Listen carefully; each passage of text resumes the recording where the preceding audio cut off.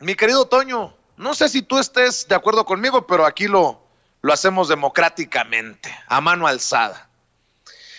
El viernes publicamos en Sin Censura Nocturno la entrevista con Santiago Nieto, el titular de la Unidad de Inteligencia Financiera, con muchas limitaciones y muchos problemas.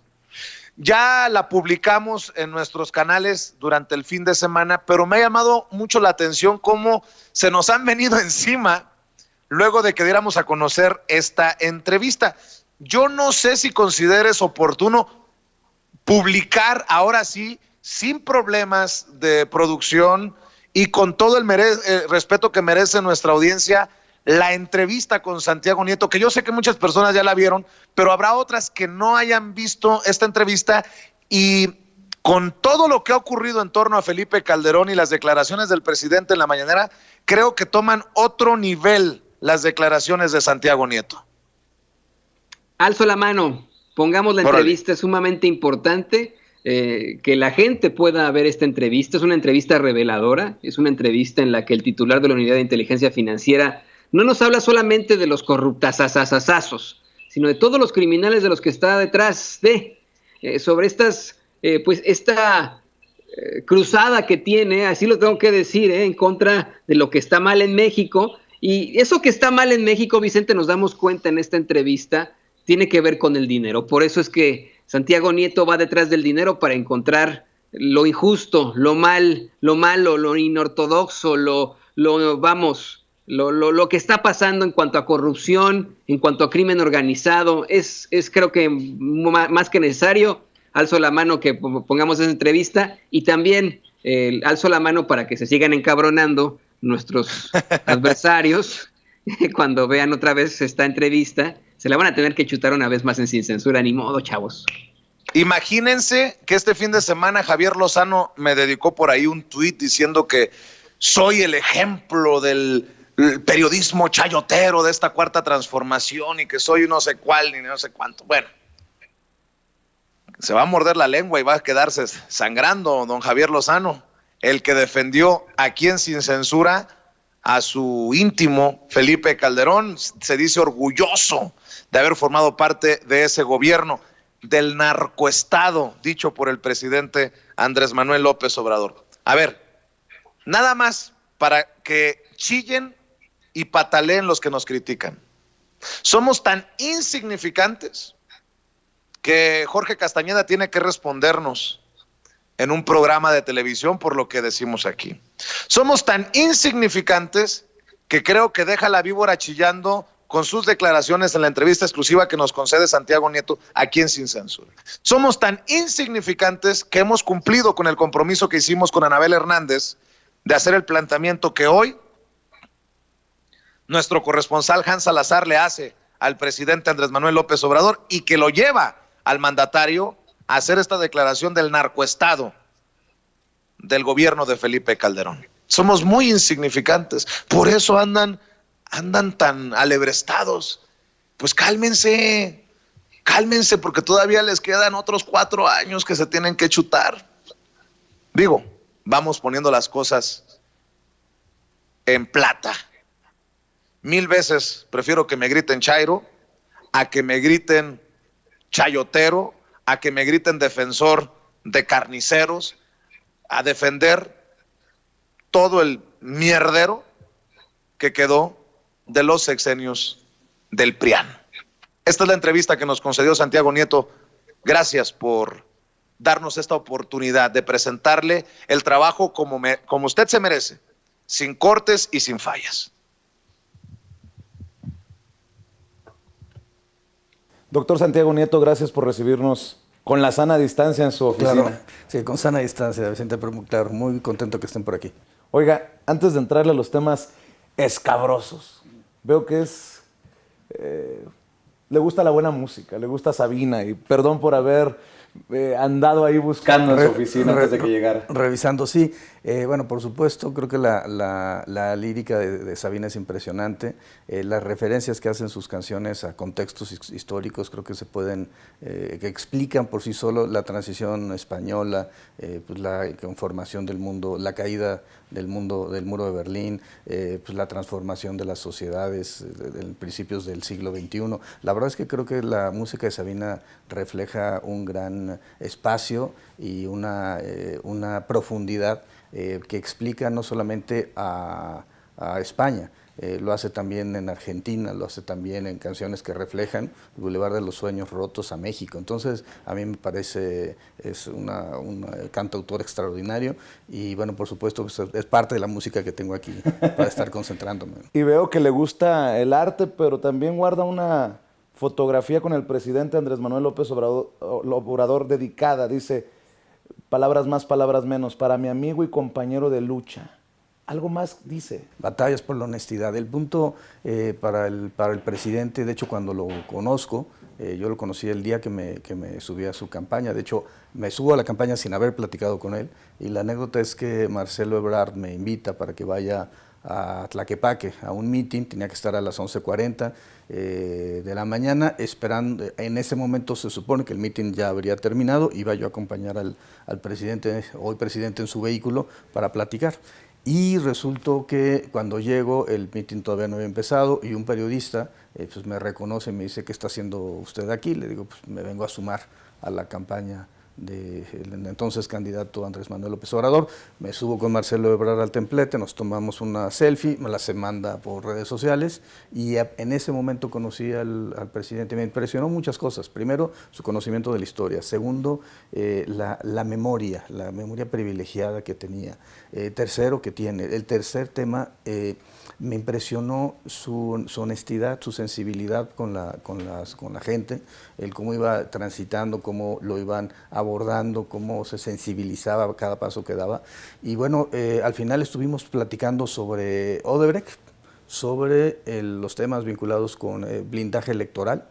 Me invitó a participar en el Consejo Asesor de Morena y bueno, en ese momento pues me subí a la campaña electoral y llegando al aeropuerto, porque lo acompañé del mitin al aeropuerto, me repitió casi textualmente unas líneas con las que yo había concluido un artículo en donde pues había criticado a Mexicanos Primero por haber sacado un promocional que desde mi punto de vista violaba la Constitución y que después así fue ratificado por el Tribunal Electoral, y señalaba que si violando la Constitución querían hacer bajar al candidato López Obrador en las encuestas, que simple y sencillamente no contaran conmigo.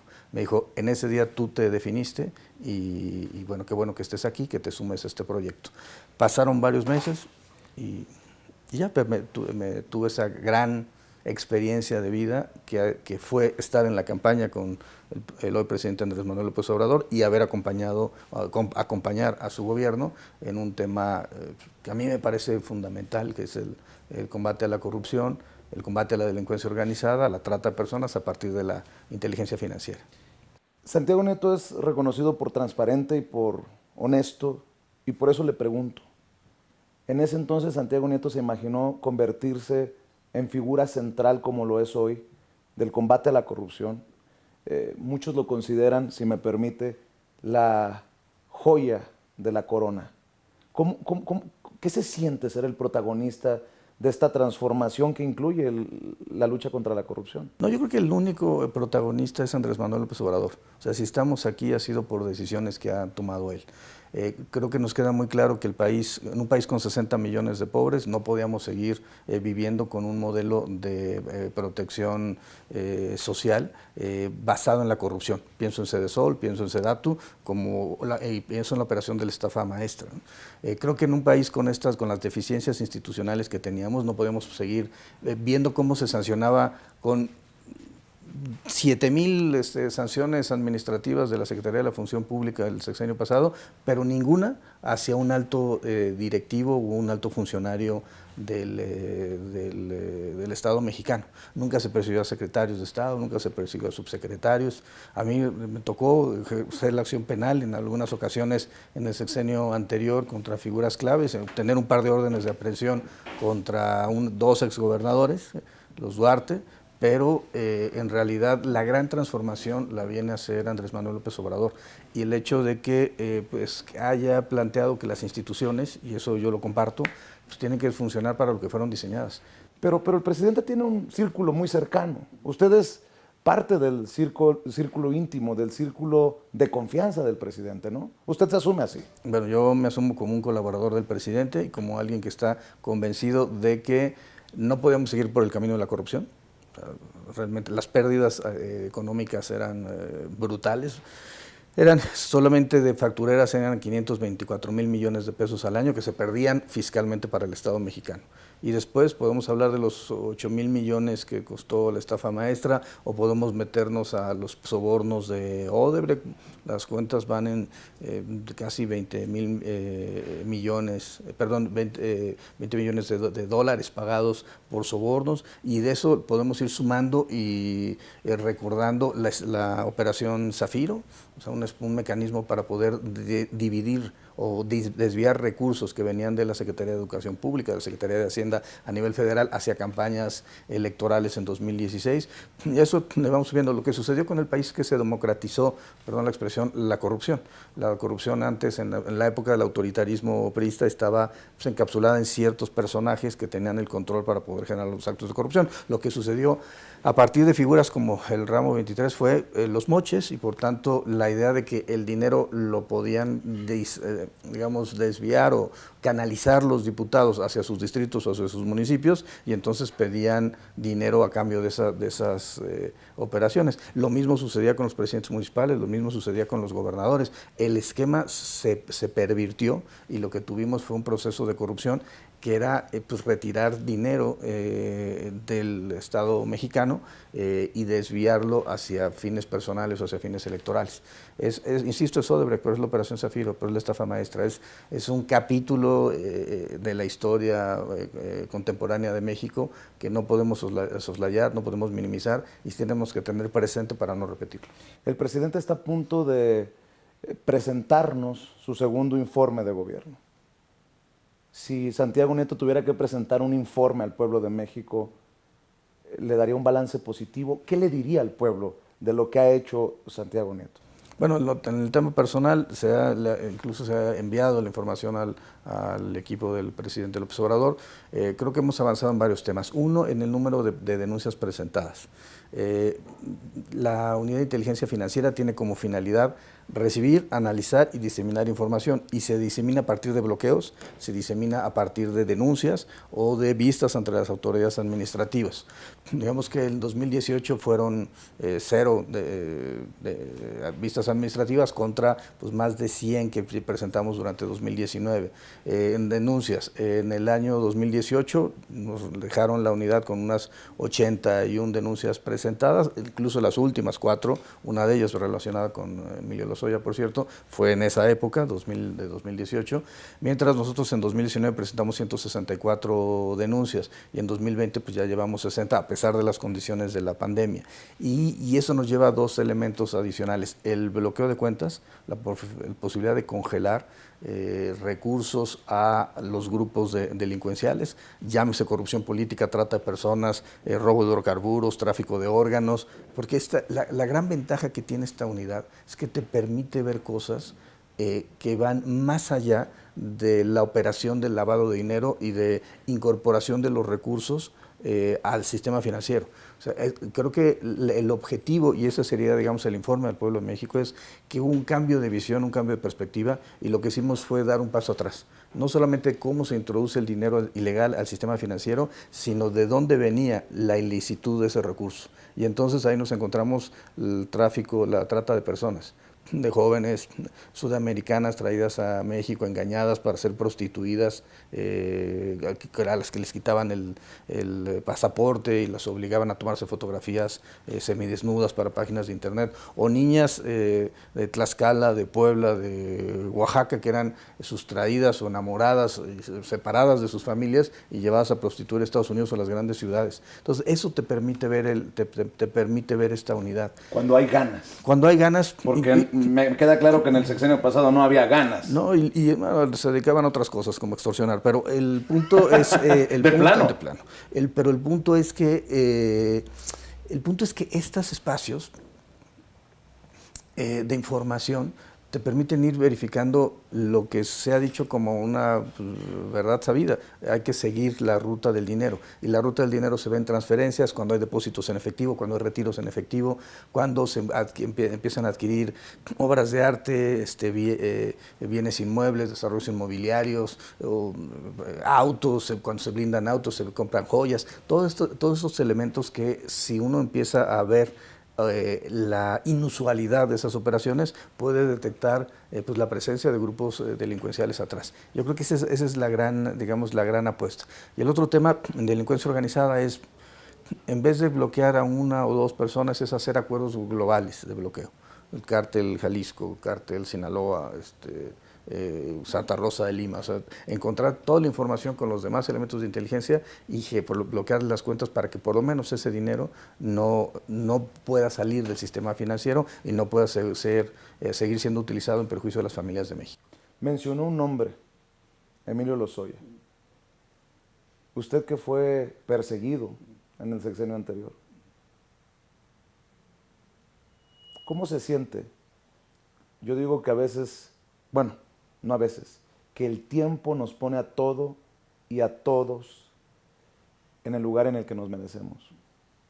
¿Qué se siente como director de la Unidad de Inteligencia Financiera ver cómo el tiempo le da la razón por lo que ha venido denunciando Santiago Nieto? Bueno, era un caso de corrupción, evidentemente.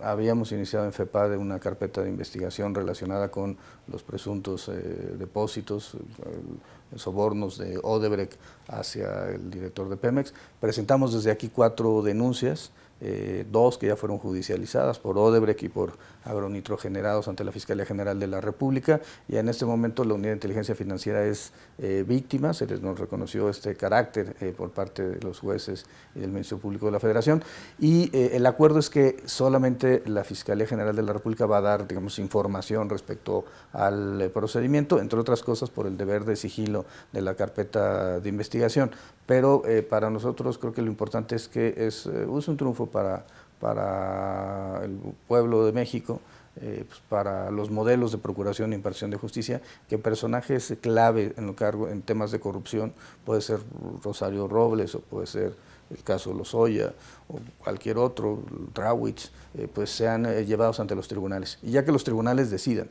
en un Estado constitucional y democrático de derechos, los jueces tienen la última palabra, pero lo que no podemos tolerar bajo ninguna circunstancia es que esas personas que causaron daños al erario, que causaron daños a la sociedad, permanezcan impunes. El gran problema, yo creo que incluso esto de la renuncia de Romero de Champs a partir de una denuncia de la Unidad de Inteligencia Financiera es importante, pero mientras no pasemos del combate a la corrupción al combate a la impunidad, vamos a seguir siendo... va a seguir siendo incompleto el sistema. Necesitamos combatir la impunidad y la única forma de hacerlo es que los responsables lleguen ante los tribunales y que los jueces resuelvan conforme a derecho, por supuesto. ¿Y qué ha pasado, por cierto, con Romero de Champs? Porque pareciera que se desapareció del mapa y lo que percibo yo es que a la gente le molesta que se mencione, que se congelen cuentas, pero que pareciera que quedan estancadas las cosas. Sí, ¿sabe usted qué pasó con Romero de Champs? Pues, nosotros presentamos 2 denuncias ante la Fiscalía General de la República, se presentó también una vista ante la Secretaría de la Función Pública por el caso, porque nos parece que hay un tema de enriquecimiento ilícito en razón de que su esquema de vida pues no coincide con los ingresos que tenía, ni como legislador, ni como líder del sindicato. Ahora, pues lo importante es que tengamos confianza en las instituciones, que funcione y que sigamos avanzando en los temas. De hecho, y esto creo que es algo muy importante, la primera instrucción que yo recibí del presidente López Obrador, aparte, digamos, de la genérica de tener la política de cero tolerancia a la corrupción y cero tolerancia a la impunidad, fue meternos al tema de robo de hidrocarburos.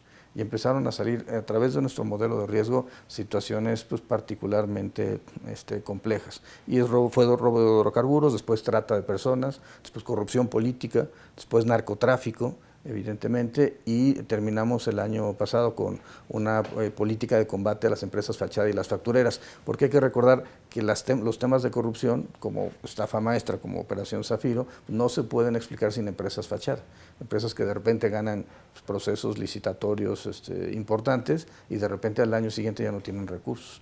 Este año los temas han sido COVID, activos virtuales, el tema de los bitcoins, porque México y Brasil son los países donde los ecosistemas financieros más importantes de moneda virtual, a pesar de que el Banco de México no ha reconocido los bitcoins, se mueven en el sistema y estamos viendo que son moneda, dinero, que puede llevarse en una USB y materializarse en cualquier parte del mundo en moneda local. Entonces creo que esta es una parte fundamental de la necesidad de cambiar la estrategia y ver que los grupos delincuenciales van avanzando, utilizan la tecnología. Pensemos en lo que sucedió con la pandemia. ¿Por qué aumenta la pornografía infantil? ¿Por qué empezamos a ver temas de trata relacionados con redes sociales, con la web profunda? Pues simple y sencillamente la gente está más tiempo en las redes sociales, está más tiempo en la red de internet, y eso genera que ha habido una mutación de los delitos, digamos, físicos a delitos cibernéticos. Entonces hay que entender cómo va mutando la actividad delictiva para poderla enfrentar. De lo contrario estaremos pasos atrás. Y también la otra perspectiva es supranacional. Hay que entender que delincuencia organizada y corrupción política son modelos supranacionales. No es extraño que haya exgobernadores con domicilios, importante cantidad de domicilios en Estados Unidos o en España o en otros países, y eso se debe precisamente a que hay que entender que la corrupción es un fenómeno supranacional, lo mismo que la delincuencia organizada en cuanto al narcotráfico o a la trata de personas, son mecanismos supranacionales. Por tanto, la única forma de enfrentarlos es con coordinación con autoridades, particularmente en Norteamérica, por nuestra ubicación geográfica, Estados Unidos, pero también con otras autoridades como España, como Suiza, Brasil, para el caso particular de Odebrecht.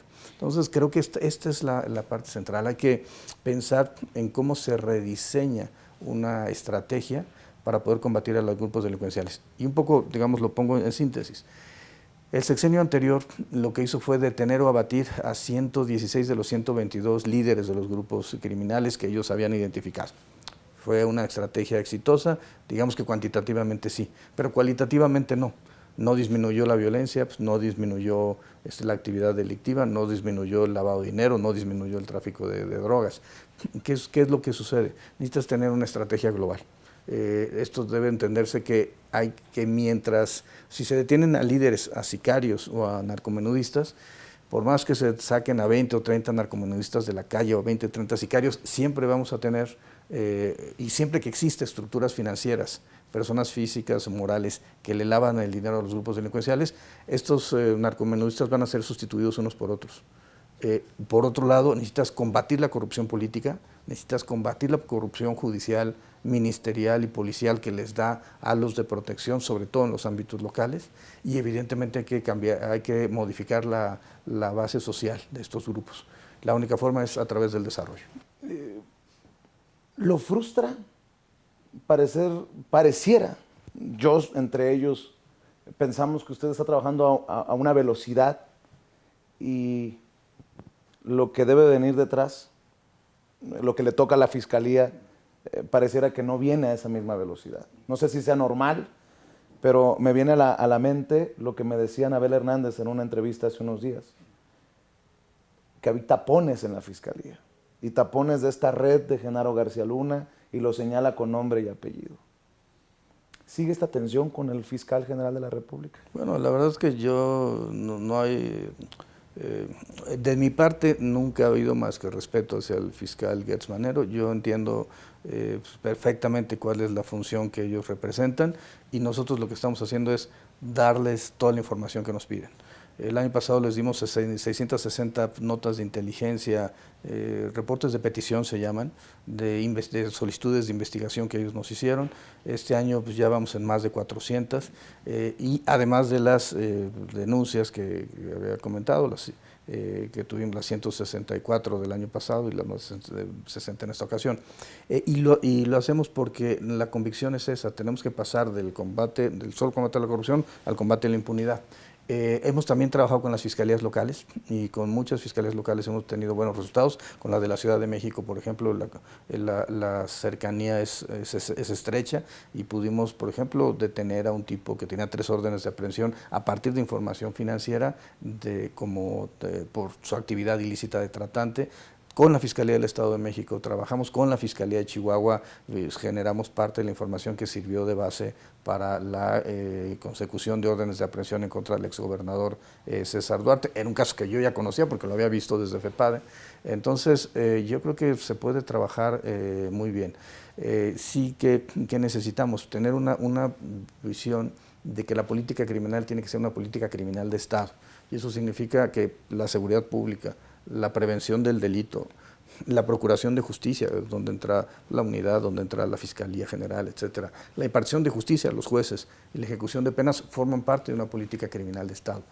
Por ello es fundamental que respetando, por supuesto, la independencia del Poder Judicial y la autonomía de la Fiscalía General de la República, en este punto específico del combate a la inseguridad y del combate a la delincuencia, no debe haber ni posiciones parciales. Tiene que ser una posición de Estado que no aglutine a todos. Y no se pueden esbozar autonomías para no formar parte de una dinámica estatal de combate a la corrupción, a la impunidad y a la delincuencia organizada. Permítame 2 para cerrar, si puede, Santiago. Usted declaró que no hay una investigación sobre Miguel Ángel Osorio Chong, el exsecretario de Gobernación de Enrique Peña Nieto y hoy coordinador de los senadores del PRI. Yo le pregunto, ¿hay una investigación sobre Ernesto Cordero, el que fuera senador muy cercano y cuasi candidato del PAN a la presidencia de México? A ver, del tema de la Secretaría de Gobernación, tenemos un par de investigaciones abiertas en curso. Una tiene que ver precisamente con García Luna. O sea, García Luna constituyó una empresa en 2005 en Panamá, en 2011 empieza a operar en México durante el sexenio de Calderón y después, durante el sexenio de Peña Nieto, gana 2.600 millones de pesos y 77 millones de dólares provenientes de gobernación. Por supuesto que esa parte está en sujeta de investigación, así como nos han presentado una denuncia también relacionada con el Fonden, por ejemplo. Ahora, de ahí a que haya algo en particular sobre el senador Osorio Chong, no, y por eso lo aclaré. Respecto a la administración de Felipe Calderón, nos hemos enfocado a García Luna, Cárdenas Palomino, Ramón Pequeño, y son las 3 primeras denuncias que hemos ya formulado ante la Fiscalía General de la República, que se ha hecho el congelamiento de cuentas y que hemos dado incluso la información a las autoridades norteamericanas. Tenemos todavía pendiente revisión de algunos otros elementos posibles de corrupción. ¿Está Ernesto Cordero entre los que se van a revisar? No quisiera dar nombres en este momento, Se pero... lo pregunto por esto. Sí. En una investigación en conjunto que hemos hecho con el periodista independiente Julio Cerroa, encontramos que Ernesto Cordero forma parte del grupo fundador de una empresa que tiene desarrollos inmobiliarios en Huatulco, Oaxaca. Y cuando sale el nombre de Ernesto Cordero como presunto receptor de los sobornos por los votos presuntamente comprados de la reforma energética, la empresa borra la información misteriosamente de Ernesto Cordero, una información que tenemos pública y que nosotros tenemos copia cuando sí estaba en ese directorio Ernesto Cordero. Por eso se lo pregunto. Yo no quiero comprometerlo, ni mucho menos, porque no es la intención de Sin Censura ni de su servidor Vicente Serrano, pero bajo esos términos yo quería presentárselos y decírselo Perfecto. abiertamente. Muy bien. No tenía los datos que acabas ahorita de mencionar, Vicente, no lo tenía, digamos, en el radar, ni lo de la empresa en Huatulco, pero evidentemente si nos pasan la información, yo tengo una instrucción del presidente muy clara, y la instrucción del presidente es no vamos a permitir, no vamos a hacer tapaderas de nadie, así me dijo textualmente. Entonces, si hay elementos, por supuesto que nosotros procederíamos. Yo le quiero agradecer por su tiempo, por su amabilidad de siempre tomarnos la posibilidad de dialogar afuera del Palacio Nacional. Además ya la tenemos pendientes. Y además ya me la debían como 3 veces, me ha cancelado, doctor. Pero déjeme soltarle el nombre para cerrar. ¿Ve Santiago Nieto a los expresidentes o a alguno de los expresidentes por fin investigado o enjuiciado? Se lo pregunto porque en Colombia tienen bajo arresto domiciliario a Álvaro Uribe. Y cuando pasan estas cosas en Latinoamérica, muchos mexicanos, entre ellos yo, nos preguntamos, ¿cuándo en nuestro México lindo y querido? Y usted está en una posición en la que ha hecho declaraciones, incluso recuerdo una al diario El País, en la que hablaba de que hay investigaciones que podrían llevarnos a los expresidentes. Yo aquí, frente a estas cámaras, le pregunto, ¿ve que va a caer algún expresidente? Esa es una gran... A ver, yo creo que hay que verlo en 2 vías. Primero, las investigaciones pueden llegar a ellos, sí, yo creo que es importante que lleguen y que se resuelva con los jueces lo que corresponde. Ahorita con lo que sabe de a ver, yo diría, lo planteo así. La pregunta sería, o la hipótesis, la línea de investigación sería la siguiente. En un sistema presidencial, en donde digamos, los presidentes juegan un rol fundamental, sobre todo pues, en la época digamos, sobre todo en el modelo priista, pero también con los panistas hubo esta posición. ¿Realmente habría forma de que no supieran el daño que le iba a ocasionar al país la compra del astillero por parte de Pemex en España, con una pérdida de 50 millones de euros, o la contratación de Odebrecht? Yo creo que no. Ahora, de eso, de la hipótesis hay que comprobarla y hay que seguir avanzando en la investigación. Que usted que dinero de Odebrecht corrupto había financiado la campaña de Enrique Peña Nieto. ¿Lo escribió usted? Efectivamente, esa era la hipótesis de trabajo que tenía yo en la FEPADE, viene en el libro de Sin Filias ni Fobias. Nosotros habíamos encontrado una ruta del dinero que llegaba a Emilio Lozoya, y el Marcelo Odebrecht, que es el que había hecho el planteamiento que ese dinero había ido para la campaña electoral. Digamos, faltaba completar esta última parte para ver si eso era cierto o no, porque como ministerios públicos no hay forma. Digamos, yo respeto mucho la posición de la figura del Ministerio Público, y la posición del Ministerio Público tiene que asegurar para efecto de que los jueces puedan liberar o no las órdenes de aprehensión. Ahora, también el presidente ha sido muy claro, él no está en la idea de enjuiciar a los expresidentes. De hecho, ha planteado una consulta, o que se tendría que realizar una consulta para enjuiciar a los expresidentes, y no solamente sería Peña Nieto, evidentemente sería Calderón, tendría que ser Vicente Fox. Para atrás, algunos de los delitos, o la mayor parte de los delitos, ya estarían prescritos, eso también hay que reconocerlo, pero ha planteado el presidente 2 vías. Primera vía, una consulta para ver si se van a enjuiciar o no a los expresidentes, y ahí sí, Vicente, yo sería el partidario número 1 de ir a votar porque sí se enjuician a los expresidentes.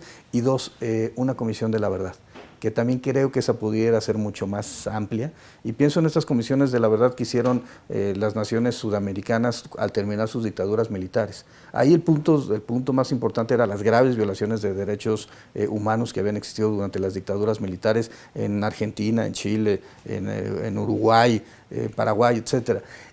Lo que nosotros también tendríamos que ver es que una de las grandes afectaciones, sin dejar de reconocer las enormes violaciones a los derechos humanos que hubo, por ejemplo, durante la Guerra Sucia, en la década de los 70 en México, la desaparición de Rosendo Radilla,